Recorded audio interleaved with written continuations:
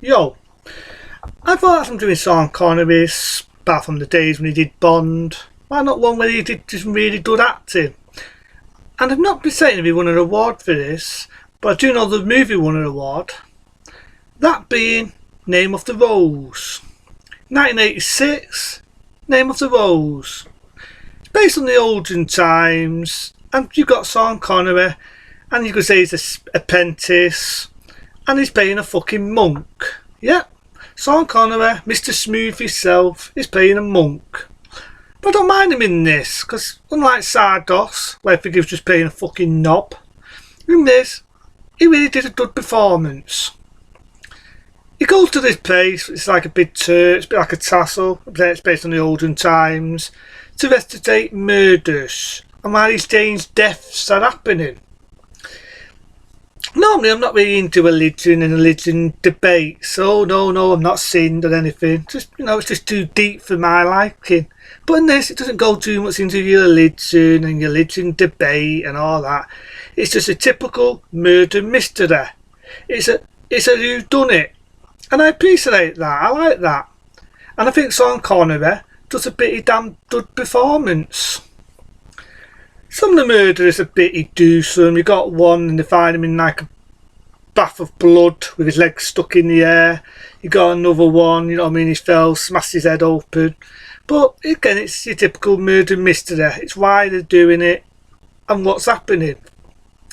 You got the young lad, and they're trying to find out here and there. We've got the clues of the murderers, what is happening. And the young lad's running around, and what does he do? He finds a doe. Doe steps off, and literally rides the lad like a fucking stallion. Bit raunchy.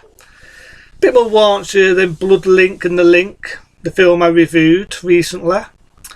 But it's a lot more raunchy, she rides him like a stallion, he ends up giving her one. That a nice scene.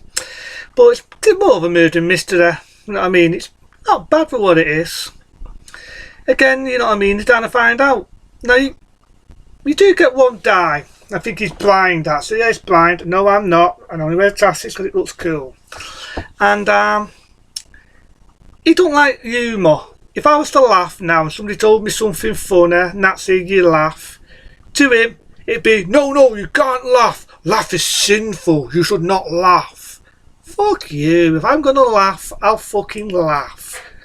If somebody tells me something funny, I'm going to laugh.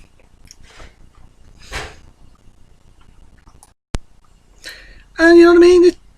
The guy doesn't have sense of humour. And I do love the fact that Sean Connery puts him in his place, but then he gets put back in his place. To the sort, the lad who shagged the doe sort of falls in love with her. And I'm thinking, come on, alright, she's good in the A, she's a good lay. But at the end of the day, come on, it was just sex, it was hanky panky, get over it.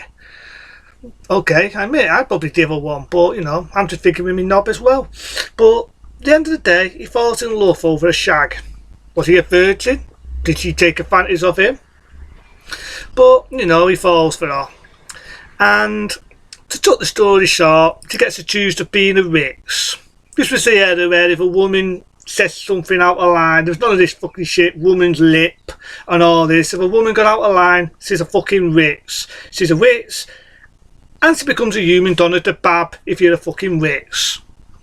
That was that era, It's not for me, I'm not being chauvinistic or anything. That was the era, If a woman said something or she had a pat pussy, the animal type, and something like that, or something silly, they just get accused of being racist, and they just become a human Donna de Bab. In other words, they get burnt to the stake. It was that era, it was that era. It's a different era, it's a different time, it's a time period murder mystery film. Again, there's hints on the way here and there. Sean Connery finds his thing. And again, he gets lost through his maze. And the young lad gets lost. And Sean Connery helps him out. But the maze does have a secret part of the passage when it gets to the end. Again, the doe gets accused, as I said. He's got accused of being a witch. And you do get this die. It's a bit on the slow side. Not me being audible, he is. And he's a bit like Dossie Moldo. He's got a big hump on his back and he's a bit slow. If you wonder who this actor is, remember a film called Hellboy? As I was saying, you remember the guy? The one who baited Hellboy. The one himself, the guy who baited Hellboy. Well, he's the one that baited this sad. It's not a sad guy, really. You know, he's got a lump on his back and he's a bit slow. And he admits to these murders. But in all fairness, this is the olden times when people got fucking tortured. You know what I mean? Somebody tortured me like they did in that era. I'd admit to anything. Yeah, I murdered someone. Yeah, only because I don't want to be fucking tortured. Who the fuck wouldn't admit to something and you're getting beaten and tortured? This is in the olden times, let's not forget.